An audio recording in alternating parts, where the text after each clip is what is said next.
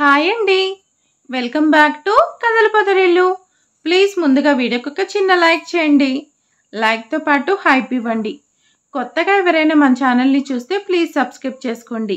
ఈరోజు కథ arrogant husband, episode number 22. కథను రచించిన వారు చిన్ను గారు, వాయిస్ ఓవర్ శ్వేత. ఇక కథలోకి వెళ్ళిపోదాం. ఆ వీడియో చూసిన హరి, లక్ష్మి గారు కూడా షాక్ అవుతూ చూస్తుంటారు.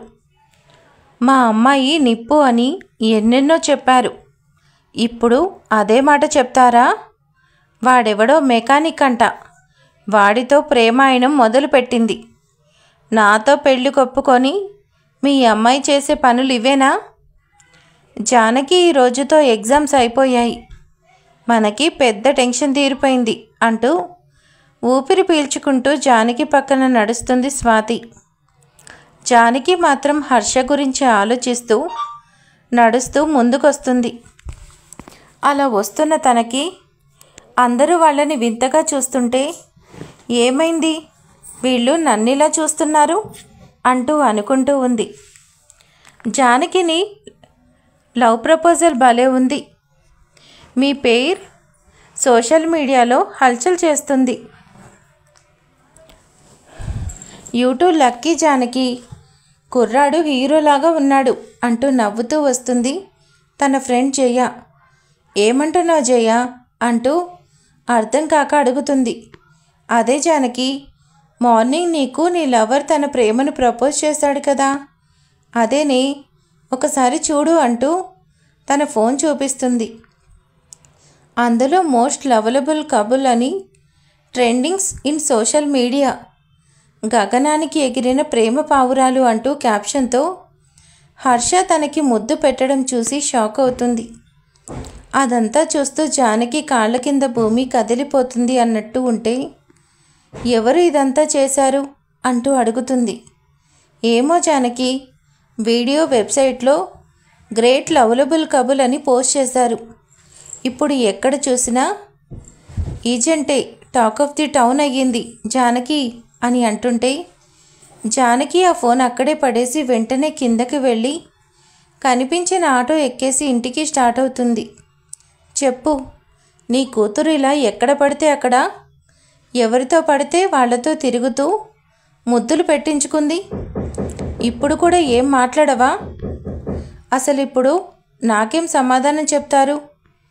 నేనిప్పుడే ఈ విషయం శ్రావణితో మాట్లాడాలి.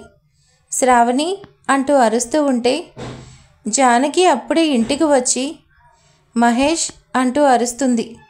వచ్చావా? రా జానకి, ఇప్పుడు ఇక్కడ నీ ప్రేమ గురించే చర్చ. నోటికి ఎంత మాట వస్తే అంత మాట మాట్లాడకు మహేష్, మర్యాదగా మాట్లాడు. నాన్న, అదంతా నిజం కాదు నాన్న, నాకు దానికి ఏం సంబంధం లేదు. నిజం నాన్న. జానకి, నువ్వు ఆ అబ్బాయిని ప్రేమిస్తున్నావా?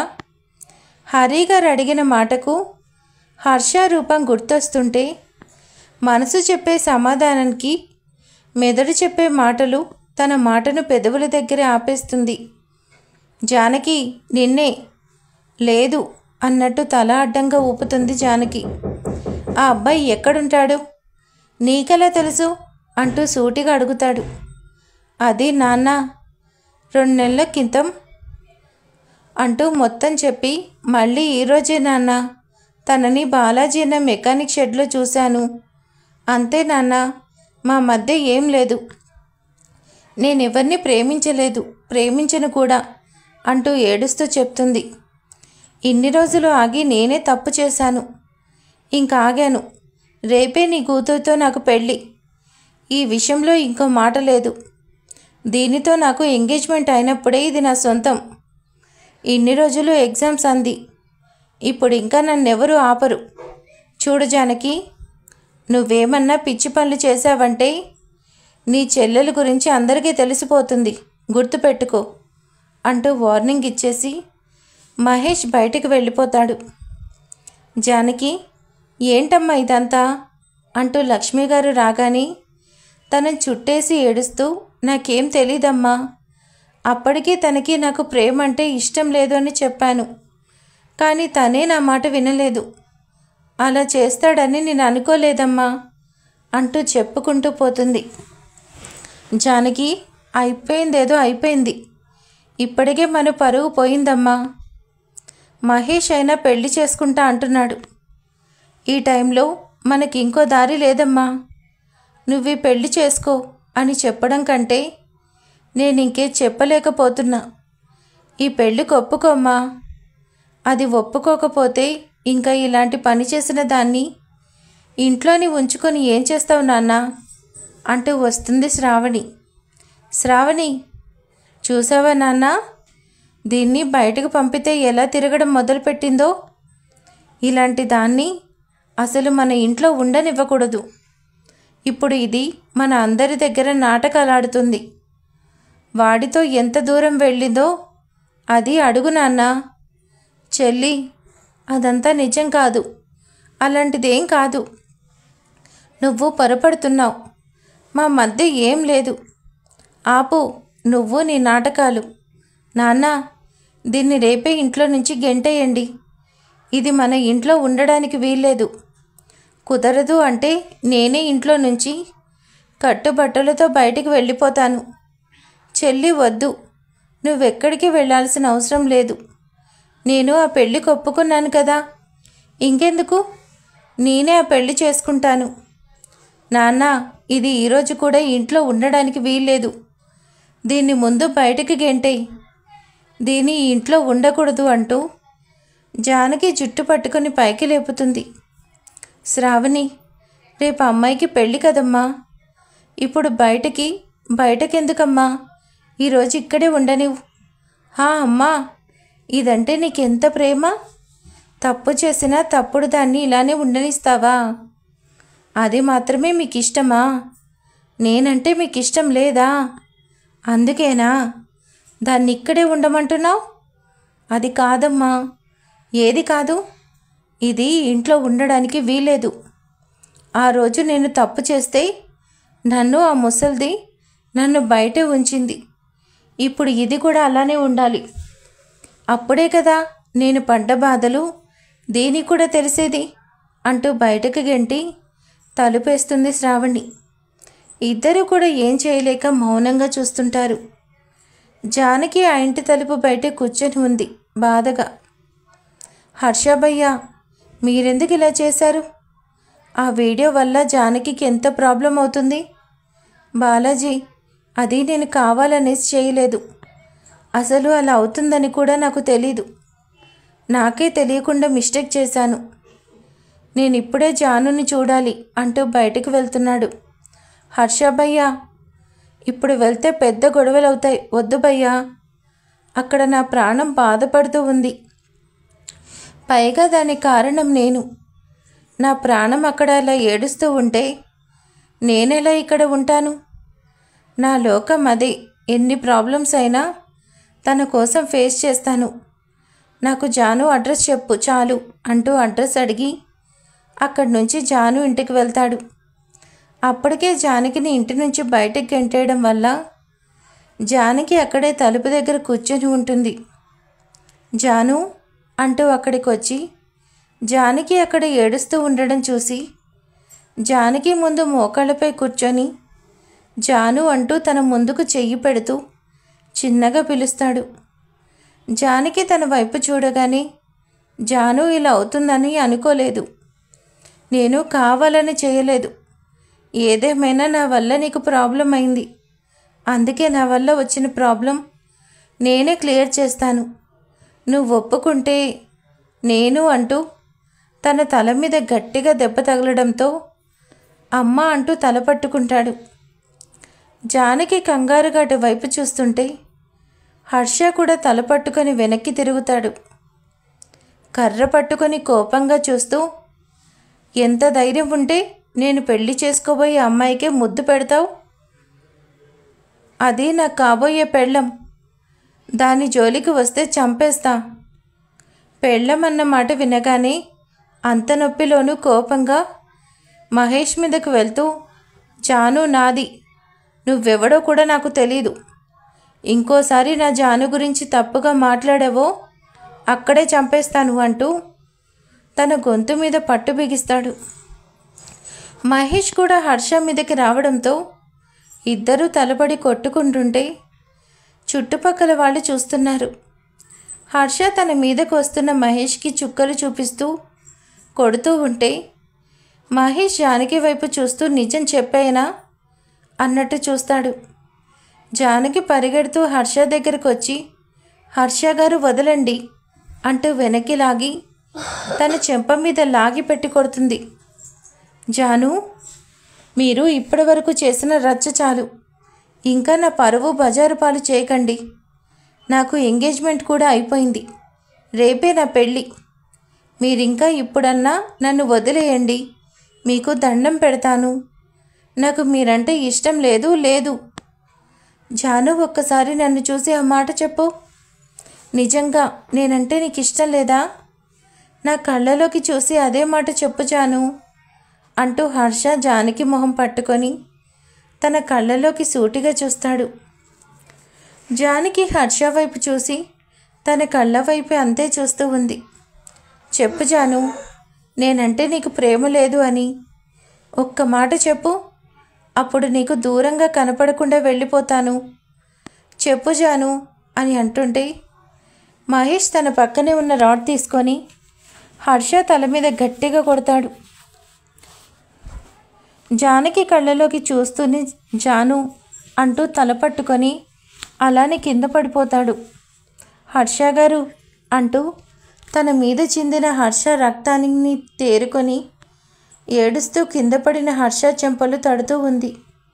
ఐ లవ్ యూ జాను, నా ప్రేమ నిజం, ఒక్కసారి అంటూ స్పృహ కోల్పోతాడు. హర్ష గారు అంటూ ఏడుస్తూ తడుతూ ఉంటే ఏయ్, చేసిన సేవలు చాలు పదా ముందు అంటూ జానకిని పైకి లేపుతుంటే తనని పట్టుకున్న మహేష్ చేతిని విసిరికొట్టి తన చెంపను పగలగొడుతుంది. Don't touch me. మనుషుల ప్రాణం అంటే ఆట వస్తువు అనుకున్నావా? నువ్వు చెప్పే మాట వింటున్నా కదా అనేసి ప్రతి మాట వింటాననుకుంటున్నావా?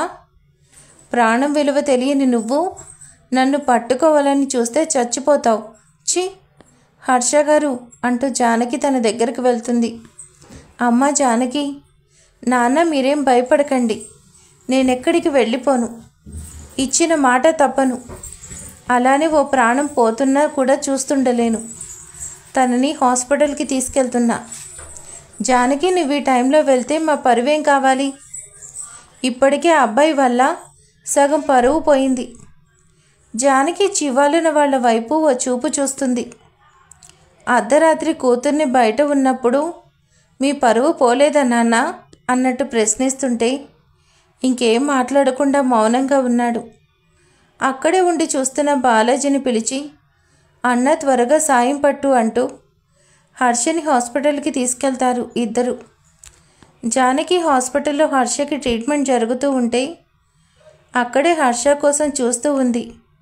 వారెవ్వా, ఏం తండ్రివయ్యా హరికృష్ణ, కూతుర్ని కట్టుదిట్టంలో పెట్టలోనివి నీకెందుకు కూతురు అంటూ జానకి వెళ్ళగానే మహేష్ అనగానే హరి కూడా కోపంగా జానకి వెనకే స్టార్ట్ అవుతుంటే మహేష్ తీసుకుని వెళ్తాడు.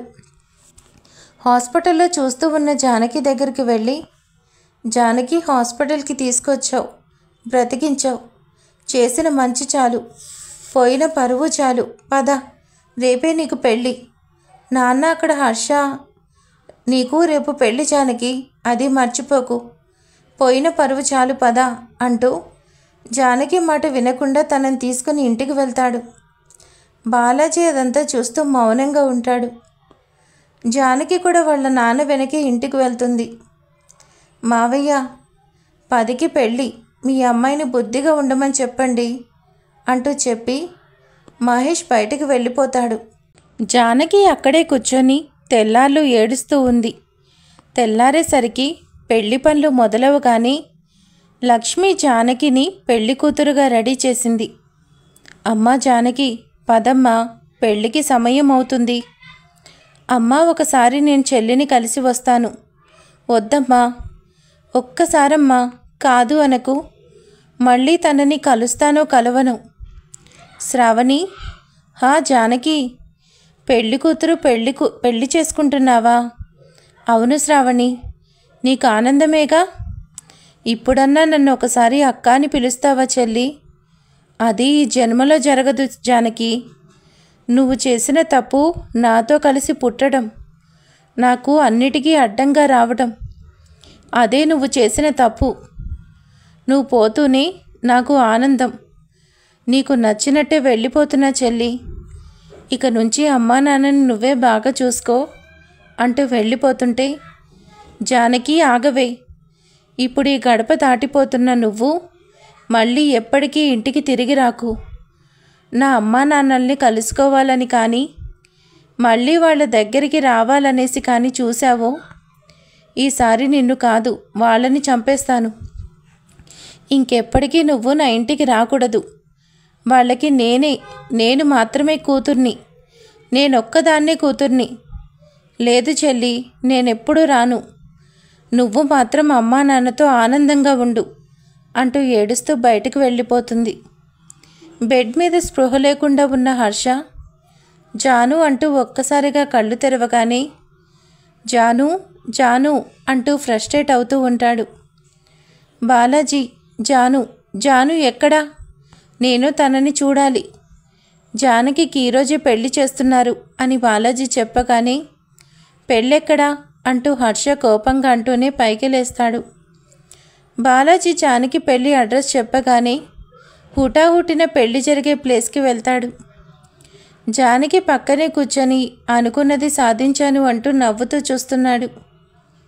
మహేష్ మౌనంగా తలదించుకొని చూస్తూ ఉంది జానకి.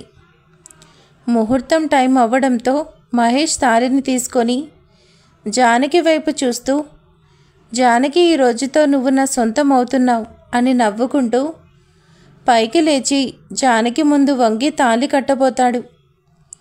తన మెడలోకి చేరుతున్న తాళిని చూస్తూ కళ్ళను మూసేస్తుంది జానకి.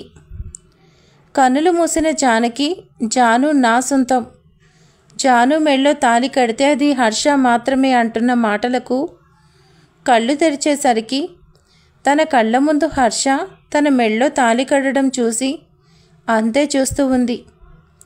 హర్ష జానకి పెళ్ళి అని తెలియగానే జానకి పెళ్లి దగ్గరకు వస్తాడు. జానకి మెళ్ళో తాళి కడుతున్న మహేష్ని చూడగానే కోపంతో తన కళ్ళు ఎర్రబడుతుంటే ఒక్కసారిగా మండపం మీదకి వెళ్ళి మహేష్ చేతిలో తాళిని లాక్కొని మహేష్ని వెనక్కి నెట్టేసి ఆ తాళిని జానకి మెళ్ళో కట్టేస్తాడు.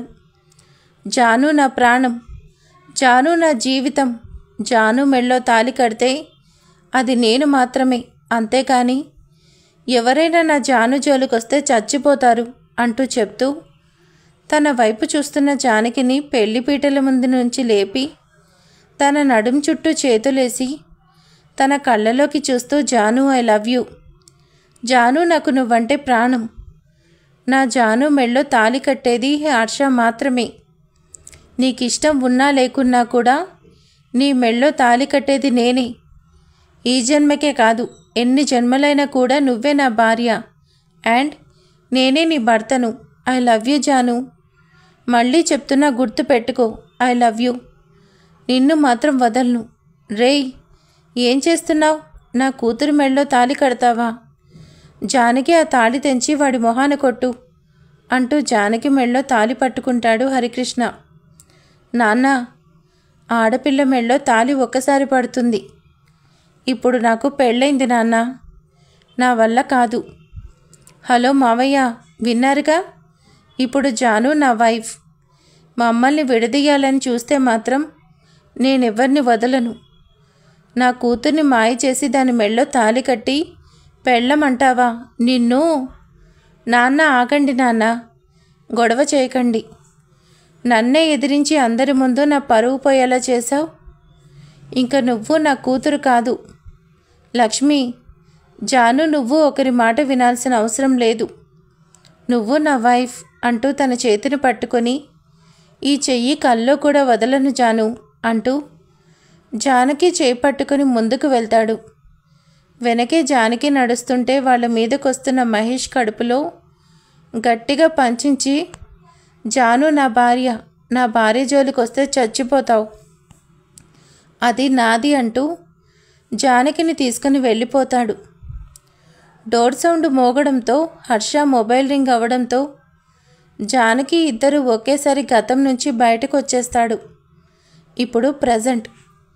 జానకి మొబైల్ లిఫ్ట్ చేయగానే, మేడం, మీరు చెప్పినట్టే వాణ్ణి మా కంట్రోల్లోకి తీసుకున్నాము అని చెప్పిన ఏసీపీ క్రాంతి మాటలకు నేను వస్తున్నా అని జానకి చెప్పి గుడి నుండి బయటికి వెళ్తుంది. డోర్ ఓపెన్ చేయగానే చిన్న ఇంకా టిఫిన్ చేయడానికి రావడం లేదు అన్న ఆనందరావు మాటలకు ఫ్రెష్ అయి వస్తానన్నా అంటూ డోర్ క్లోజ్ చేసి హర్ష లోపలికి వెళ్ళి, జానకి ఐఏఎస్ ఎంత ప్రేమించానే, నా దగ్గర డబ్బు లేదనే కదా నన్ను కాదు అనుకొని వాడి దగ్గరికి వెళ్ళి నాకు నా ప్రేమకు విలువ లేకుండా చేశావు. మళ్ళీ నా దగ్గర డబ్బు ఉండేసరికి నా దగ్గరకు వచ్చావా? నిన్ను మళ్ళీ జన్మలో క్షమించను. నీకు మళ్ళీ ఎలాంటి ఛాన్స్ ఇవ్వను. అందుకే నేను నీకు మళ్ళీ ఇంట్లోకి అడుగుపెట్టే అవకాశం ఇవ్వకుండా చేస్తాను. దానికి నేను ఏం చేయడానికైనా కూడా వెనకాడను. ఏమైనా చేసి నిన్ను మా నాన్నకు దూరం చేస్తాను. దానికి ఏం చేయాలో నాకు బాగా తెలుసు జానకి ఐఏఎస్. ఈ రోజుతో నీకు 1% ఛాన్స్ కూడా ఇవ్వను అంటూ ఫ్రెష్ అయ్యి కిందకి వెళ్ళి తండ్రితో ఇంతకు ముందులా నవ్వుతూ మాట్లాడతాడు. చిన్న, నువ్వేనా నాన్న ఇంతకు ముందులా మాట్లాడుతున్నావు? అవును డాడ్. ఇదే కాదు, మీకు సంతోషం కలిగించి ఇంకో విషయం కూడా ఉంది. కాసేపట్లో అదేంటో మీకే తెలుస్తుంది. నాకు అర్జెంటు వర్క్ ఉంది, కాసేపట్లో వస్తాను అని చెప్పి బయటికి వెళ్తాడు. క్రాంతి, నేను వాడితో ఒక 10 నిమిషాలు మాట్లాడాలి అంటూ చెప్పి మహేష్ దగ్గరికి వెళ్తుంది. అప్పటికే వాడికి ఇవ్వాల్సిన ట్రీట్మెంట్ అంతా కూడా ఇప్పించింది కాబట్టి మహేష్ మాట్లాడలేక చైర్లో నీరసంగా ఉన్నాడు. మహేష్, చూడు, నాకు నీతో మాట్లాడే ఓపిక, టైం రెండూ నాకు లేవు. మర్యాదగా నిజం చెప్తే నీకే మంచిది. ఏంటి కలెక్టర్ జానకి, పదవి అధికారం చూపిస్తున్నావా? అవును, అదే చూపిస్తున్నా. నువ్వు చేసిన మోసం తెలిసాక నాకు తప్పడం లేదు. ఏంటి, నాకెలా తెలుసు అనుకుంటున్నావా? గుళ్ళో శ్రావణి అనుకుని నాకే చెప్పావు కదా.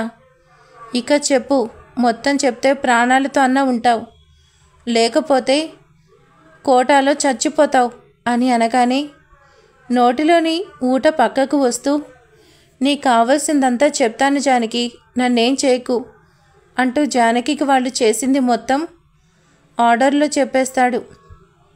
ఏంటి, మీకు కూడా చెప్పేస్తా అనుకున్నారా? లేదు లేదు, ఇప్పటికే చాలా ఫాస్ట్ చెప్పేశా. తర్వాత తెలుసుకోండి. జానకి తెలుసుకుందిగా, చాలే.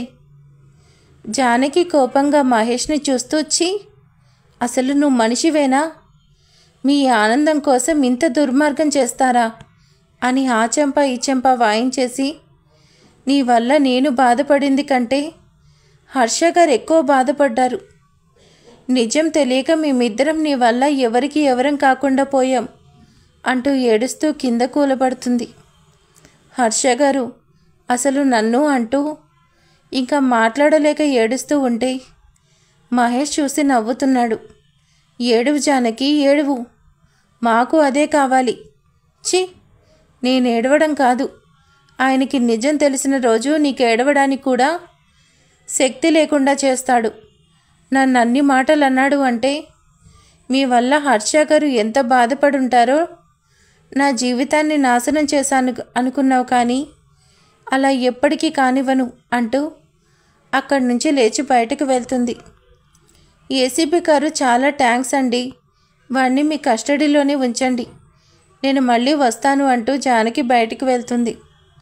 హర్ష గారు, ఒక్క మాట నాకు చెప్పలేకపోయారు. మీరు ఒక్క మాట చెప్పుంటే మన మధ్య ఇంత దూరం వచ్చేది కాదు. నేను ఇన్నేళ్ళు బాధపడే అవసరం కూడా ఉండేది కాదు. నా వల్ల మీరు, మీ వల్ల నేను, వాళ్ళ వల్ల మనం, మన బిడ్డ చాలా సఫర్ అయ్యాం. నాకు ముందు మిమ్మల్ని చూడాలని ఉంది, నేనేం తప్పు చేయలేదు అని మీకు చెప్పాలని ఉంది అంటూ ఆనందరావు గారి ఇంటి ముందు కారాపి పరుగున లోపలికి వెళ్తూ హర్ష గారు, హర్ష గారు అంటూ పిలుస్తూ లోపలికి వస్తుంది. జానకి, ఏంటమ్మా ఇంత ఆనందంగా ఉన్నావు? ఏమైంది? సార్ అది మీ అబ్బాయి లేరా సార్? లేడు జానకి, ఇంతకు ముందే బయటకు వెళ్ళాడు. చిన్న చాలా ఆనందంగా ఉన్నాడు. నాతో బాగా మాట్లాడాడు. చాలా మారిపోయాడు.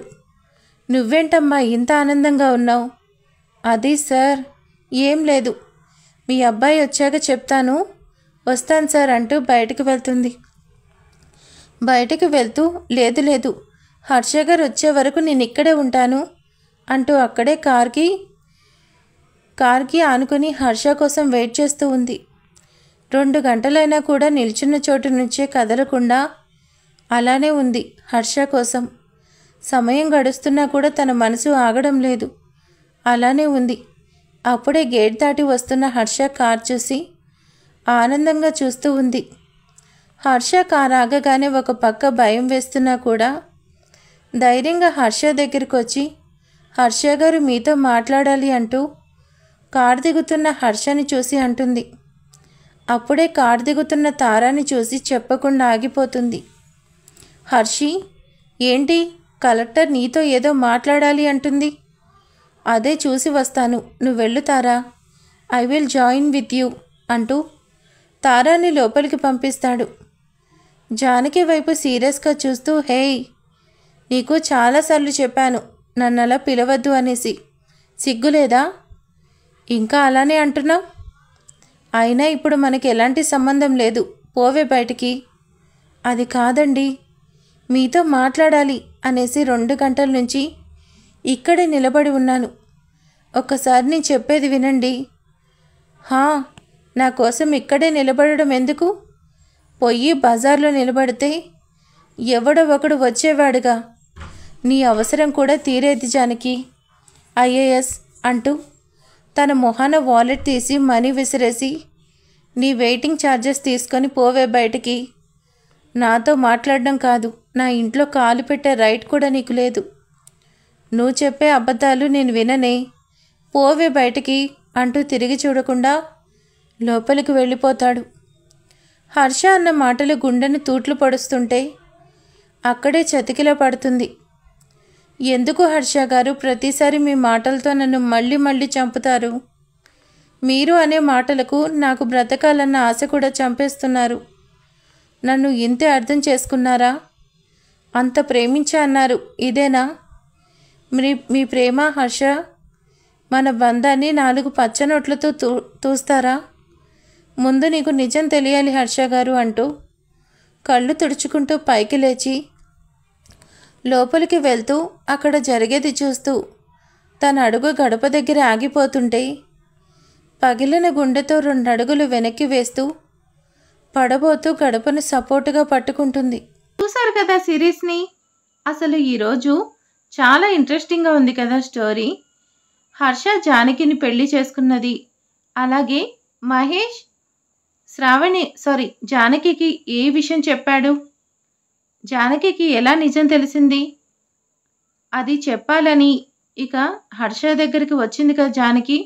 మధ్యలో తార ఎందుకు వచ్చింది అనేది చాలా ఇంట్రెస్టింగ్గా ఉంది. ఇక నెక్స్ట్ ఎపిసోడ్లో అసలు ఏం జరుగుతుందో తెలుసుకుందాం. Thank you for watching.